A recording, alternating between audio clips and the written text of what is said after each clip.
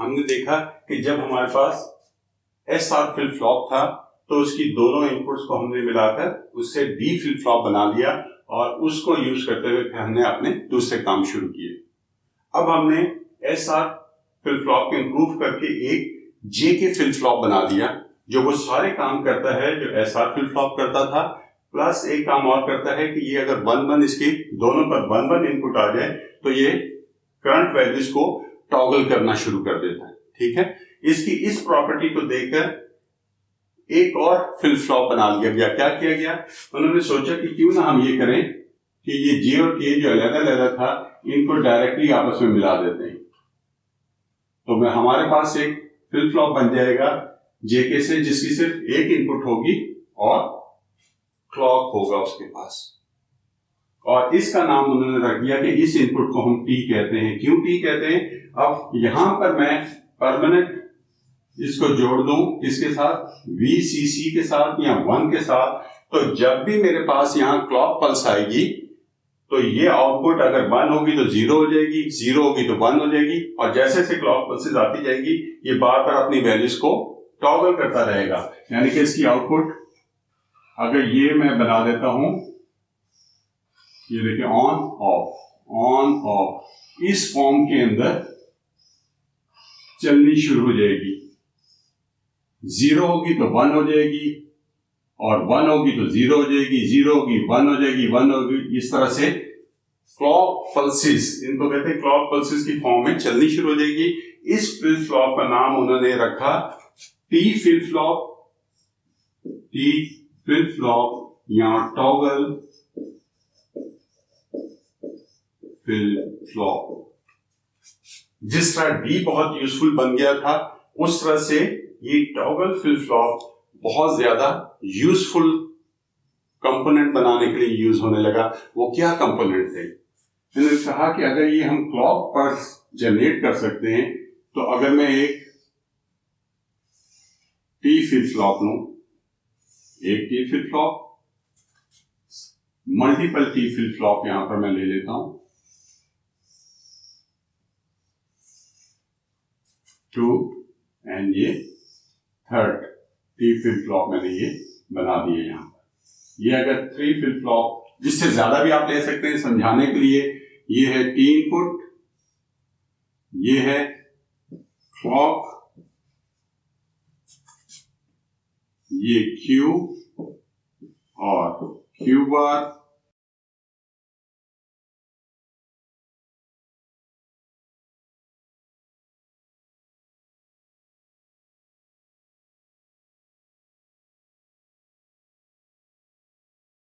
इसको समझे मैं आउटपुट पर ले जाके यहां पर LED लगा देता हूं, इसके आउटपुट पर भी LED लगा देता हूं और यहां भी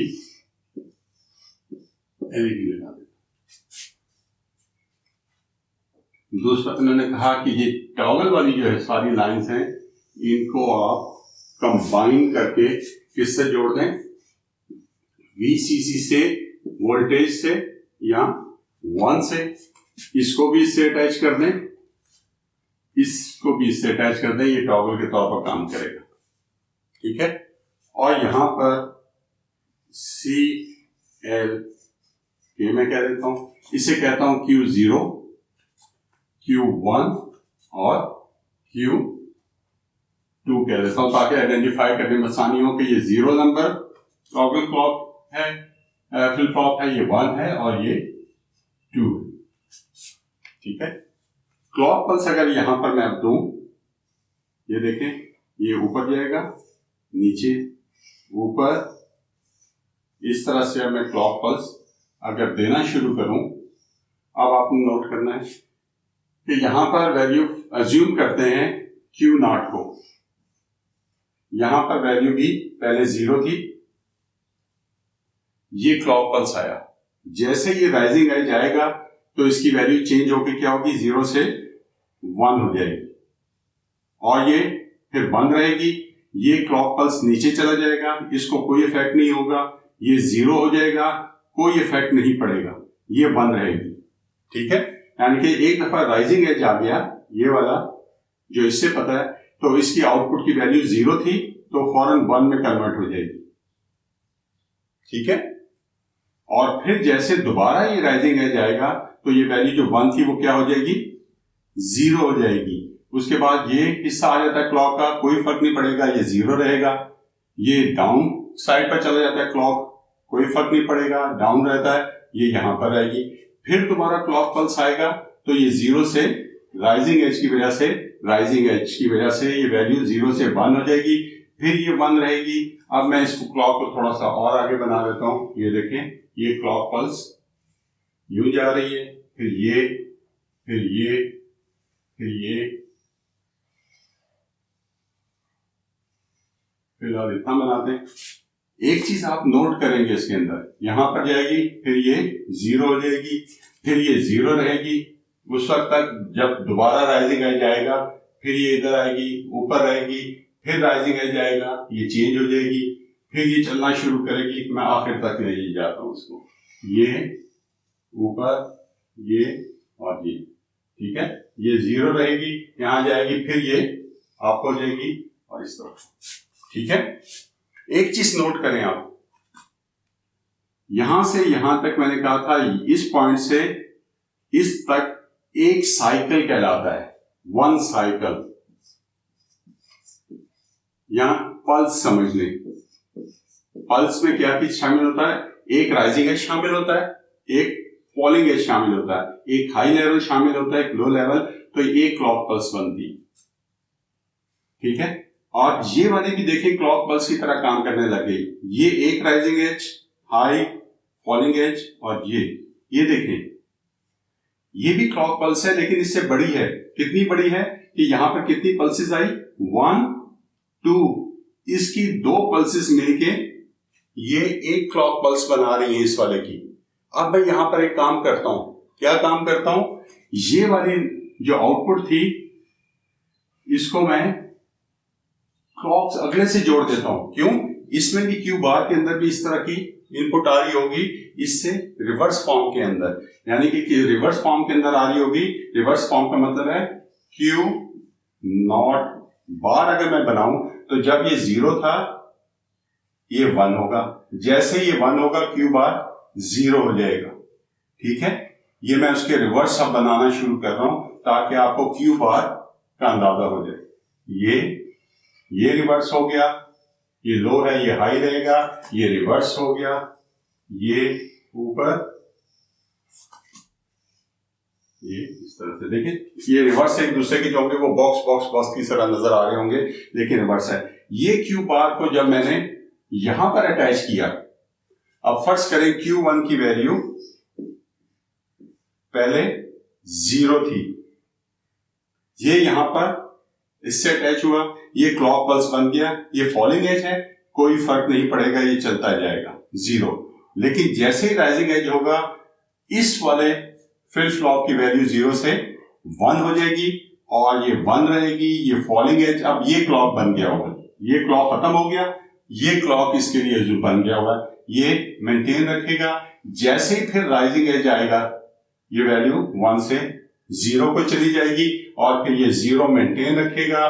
फॉलिंग एज आएगा, कोई फर्क नहीं पड़ेगा, फिर राइजिंग एज आएगा, 0 से वैल्यू फॉर्मल 1 हो जाएगी, फिर ये चलना शुरू करेगी और ये चलती जाएगी जब तक दोबारा यहां पर राइजिंग एज आएगा, फिर ये 0 पर चली जाएगी। ठीक है, ये थोड़ी सी लाइन ऊपर नीचे होगी लेकिन आपको समझ आ रहा है। अब देखिए यहां पर क्या हो रहा है, यहां पर 2 क्लॉक पल्सेस मिलके इसकी एक क्लॉक पल्स बना रही है और ये 2 क्लॉक पल्सेस अगर मैं यहां से शुरू करूं, ये वाली यहां से, यही से एक और 2 मिलके एक क्लॉक पल्स इसकी बनाएंगी, ये उससे डबल होनी शुरू हो गई। ये क्लॉक पल्स बनेगी यहां से यहां तक। इसमें कितनी क्लॉक पल्सेस आ गई ऊपर वाले की? 2। इसकी 2 मिलके इसका एक क्लॉक पल्स बनाती है, इसकी 2 मिलके इसका क्लॉक पल्स एक बनाती है। अगर मैं इसे बाइनरी फॉर्म में लिखूं तो पहले सब क्या थी, क्लॉक भी, क्लॉक को अलग रखता हूं Q0 और Q1 की वैल्यू में बनाता हूं Q1 वो है बॉर्न नहीं है Q1, ठीक है। इन दो का मैं बनाऊं, पहले इनकी वैल्यू क्या थी, 0 0। यहां मैं लिखना शुरू करता हूं, ये 0 है और ये 0 है, ये 1 हो गई, ये 0 है, इसके बाद ये यहां पर 0 हो गई, ये 1 हो गई, यहां पर ये 1 है, ये भी 1 हो गई, फिर ये 0 हो गई, ये 0 हो गई, और फिर यहां पर ये 0 है, ये 1 हो गई, उसके बाद ये 0 हो गई और ये 1 हो गई। हर इस क्रॉस पल्स के अगेंस्ट ये मैंने वैल्यू लिख दी। अब मैं इसको इसी तरफ से लिखना शुरू करता हूं, यहां 0 0 और उसके बाद 1 0, ये हो गया Q0, ये हो गया Q1।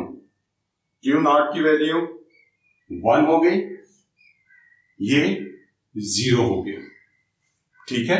इससे आगे चलें, ये 1 हो गया, ये 0 हो गया, फिर दोनों 1 1 हो गए, और फिर ये दोनों 0 0 हो गए, फिर ये आगे 0 1 हुए, 1 1 हुए। अब मैं इसका अगर डेसिमल इक्वल लिखूं तो ये 0 है, ये 1 है, ये 2 है, ये 3 है, फिर ये दोबारा 0 है, 1 है, 2 है। इसका मतलब ये देखें, ये मेरी तमाम चीजें किस तरह चलने लग गई, काउंटर की तरह 0 1 2 3। और अगर मैं इसके अंदर इसको भी कंसिडर कर लूं, इसको मैं बनाऊं Q1 बार, क्या होगा कि जब ये 0 थी ये 1 होगा, और ये 1 होगा, ये 0 हो जाएगा, ये 0 है, ये 1 रहेगा, इसका रिवर्स और ये फॉर्म, और ये वाली आउटपुट जो है Q1 की बार की, वो दूसरे फ्लिप फ्लॉप को दे दूं तो ये Q1 इस वाले T फ्लिप फ्लॉप के लिए क्लॉक की इनपुट बन जाएगी। और Q2 की वैल्यू किस तरह से चेंज होने लगेगी, Q2 पहले अज्यूम करते हैं कि ये 0 था, फॉलिंग एज आया, ये 0 रहेगा, जैसे राइजिंग एज आया इसकी वैल्यू 1 हो जाएगी, 1 रहेगी, यहां भी 1 रहेगी क्योंकि फॉलिंग एज है, फिर जैसे राइजिंग एज ही आया ये वैल्यू 0 में कन्वर्ट हो जाएगी और उसमें रहेगी। यानी कि जब ये 0 0 थे, ये भी 0 था, यहां पर भी ये 0 है, इस लाइन में भी ये 0 है, इस लाइन में भी ये 0 है। अब यहां पर जाके ये 1 हो गया, यहां पर जाके ये 1 हो गया, यहां पर ये अभी तक 1 है, और उसके बाद यहां पर भी आप लेंगे, यहां पर 1 था, ये यहां पर 1 और ये 1, ठीक है। अब ये वैल्यू जो आई है ये यहां पर मैं लिखता हूं, इसको जरा सा चले मिलाता है। पहले था 0, कितनी दफा 0, 1 2 3, 1 2 3 4, और उसके बाद 1 2 3 4, एक दफा यहां पर मैं फिर लिखूंगा, ये 0 0 हो गया। अब ये वैल्यू मैं खत्म कर देता हूं, ये Q0 था, Q1 था और ये Q2 था। 0 0 0 डेसिमल में क्या आ जाएगा, 0 0 0 1 डेसिमल में 1, ये 0 1 0 डेसिमल में 2, ये 3, ये 4 5 6 7। जिस तरह मैं T फ्लिप फ्लॉप लगाता जाऊंगा मेरा उतने बिट का बाइनरी काउंटर बनता चला जाएगा, जो काउंट अप कर रहा होगा, और जैसे ही वो फाइनल वैल्यू तक पहुंचेगा, जैसे ये 1 1 में पॉइंटर था, दोबारा 0 0 हो जाएगा, फिर वहां से काउंटिंग शुरू कर देगा। अगर 3 बिट का होगा तो यहां से पहुंचते पहुंचते ही आखिर में जो पहुंचेगा ये 1 1 तक पहुंचेगा, और वहां से दोबारा काउंटिंग ये शुरू कर देगा। 0 1 2 3 4 5 6 7, यहां से शायद एक आपको मेरे से मिस हुई हो, ये थी 1 0 1 1 और 0 0, ये सारी काउंटिंग शुरू कर देगा, 7 पर पहुंचेगा। जब ये सारी 1 1 हो जाती हैं तो उसके फौरन बाद 1 1, ये फिर दोबारा 0 पर चला जाएगा, काउंटिंग शुरू कर देगा। मेरे पास एक डिजिटल सर्किट आ गया जो मैंने T फ्लिप फ्लॉप से मिला के बनाया, जो कि काउंटर, अब काउंटर इसे कहते हैं बाइनरी आप काउंटर, ठीक है, बाइनरी अप काउंटर के ये जितने बिट का काउंटर बनाना होगा उतने हम टी फ्लिप फ्लॉप लेंगे और एक फ्लिप फ्लॉप की जो आउटपुट होगी बार वाली उसे नेक्स्ट की क्लॉक से जोड़ देंगे, उसकी आउटपुट बार वाली जो होगी उसे नेक्स्ट क्लॉक से उतने बिट का हमारा जितने आप flip flop T flip flop लगाएंगे उतने का आपका काउंटर बनता चला जाएगा। और ये हमें जे के फ्लिप फ्लॉप से मॉडिफिकेशन के बाद टी फ्लिप फ्लॉप मिला, जैसे एस आर की मॉडिफिकेशन से डी बनाया और डी से हमें तमाम रजिस्टर या मेमोरी मिली, इससे हमें टी फ्लिप फ्लॉप मिला, जिसकी वजह से हम काबिल हुए कि हम अब काउंटर बना सकें।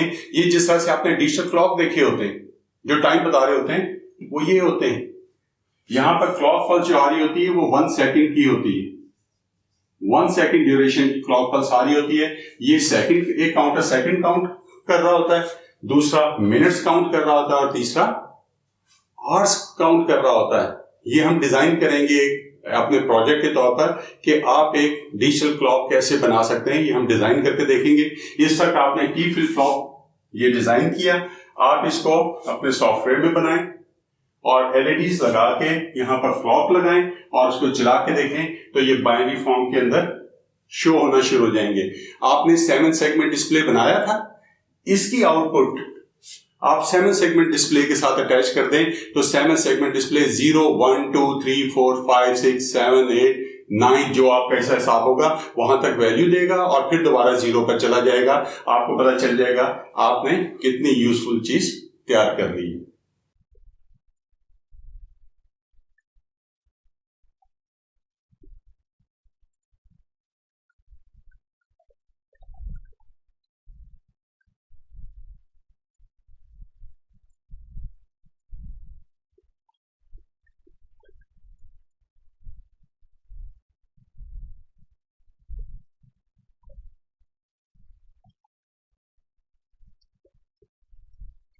ये मैंने एक टी फ्लिप फ्लॉप के साथ एलईडी जोड़ दिया और टॉगल की जो इसकी इनपुट थी उसको वीसीसी या 1 से अटैच कर दिया। अब यहाँ पर बटन को मैं ऑन ऑफ करके क्लॉक पल्स दूंगा और उसके हिसाब से हम देखेंगे कि एलईडी किस तरह ऑन ऑफ होता है।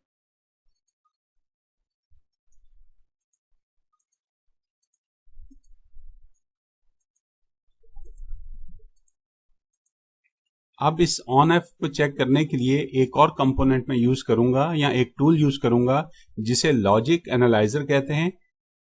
यहां पर जाके मैं उसकी प्रोब या कनेक्टर को सेट करूंगा, एक प्रोब इधर लगाऊंगा और एक प्रोब इधर लगाऊंगा। अब इन्हें कनेक्ट करूंगा।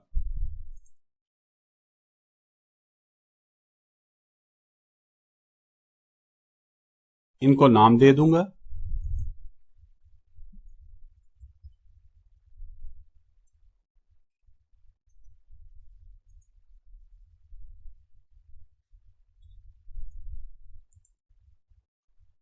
अब मैं इसे रन करूंगा तो देखिए यहां पर लॉजिक एनालाइजर पर यहां सिग्नल आ गया कि यहां पर इस वक्त वैल्यू क्यू नॉट की जो है वो 1 है, ये 1 है और क्लॉक 0 है, ये 0 है। अब मैं यहां इसे हाई करूंगा तो आप इसको देखें सिग्नल कैसे चेंज होगा। ये देखें जैसे मैंने इसे 0 से 1 किया, राइजिंग एज आया तो ये टॉगल करके 0 हो गया। ये देखें यहां पर ये राइजिंग एज आया क्लॉक का तो ये फौरन टॉगल हुआ और 0 पर चला गया। अब फिर मैं इसको सिग्नल देता हूं 1 से 0 करूंगा तो ये देखें क्लॉक 1 से 0 हो गया, लेकिन क्योंकि राइजिंग एज नहीं था तो इसकी वैल्यू 0 रहेगी, चेंज नहीं होगी। फिर दोबारा मैं इसे राइजिंग एज पे लेके जाता हूं यानी कि 0 से 1 करूंगा। ये देखें जैसे ये 0 से 1 हुआ तो इसकी वैल्यू भी 1 हो गई, वो 1 यहां नजर आ गया। अब मैं फिर दोबारा इसे 1 से 0 करता हूं तो ये देखें इसका कोई फर्क नहीं पड़ेगा क्योंकि फॉलिंग एज आया है, लो आया है। जब भी आप देखेंगे मैं 0 से 1 करूंगा यहां पर इस क्लॉक का सिग्नल चेंज हो जाएगा। देखते जाएं इसे।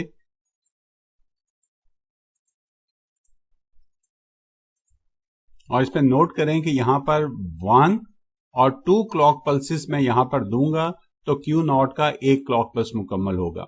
अब इसके आगे अगर मैं एक और क्लॉक के तौर पर इसके आगे मैं एक और टी फ्लिप फ्लॉप लगा दूं तो फिर देखें क्या होगा।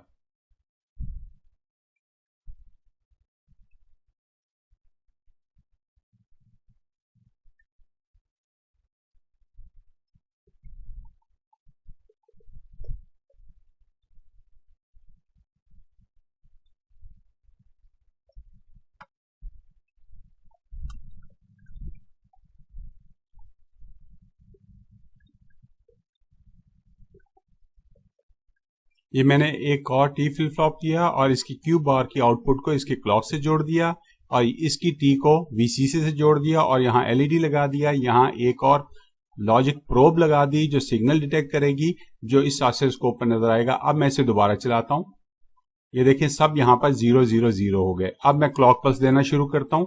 सबसे पहले क्लॉक को चेक कीजिएगा, फिर Q0 और Q1 को।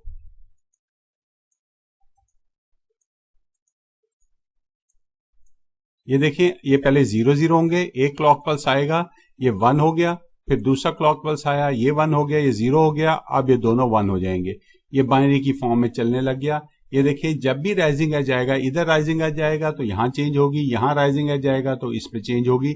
इस तरीके से ये काम कर रहे होंगे और ये बाइनरी की फॉर्म में वैल्यू जनरेट कर रहे होंगे 0 0 0 1 1 0 और 1 1। और इसी तरह अगर यहां पर हम तीसरा टी फ्लिप फ्लॉप लगा दें तो ये हमारा 3 बिट का काउंटर बन जाएगा और इसको इसी तरीके से आप जोड़ते चले जाएंगे कि इसको इससे कनेक्ट कर देना है, यहाँ पर एलईडी लगा दें और इसकी आउटपुट जो है इसकी क्लॉक से लगा दें तो ये 3 बिट का बन जाएगा काउंटर। जब मैं एक और टी फ्लिप फ्लॉप लगा दूंगा तो ये 4 बिट का बन जाएगा और इसी तरह देखेंगे ये Q0 होगी, Q1 Q2 Q3 इस तरह से इसकी आउटपुट दी जाती है और इस तरह से हम सिग्नल शो करते हैं। इसको हम स्क्वायर वेव भी कहते हैं और क्लॉक पल्स भी कहते हैं।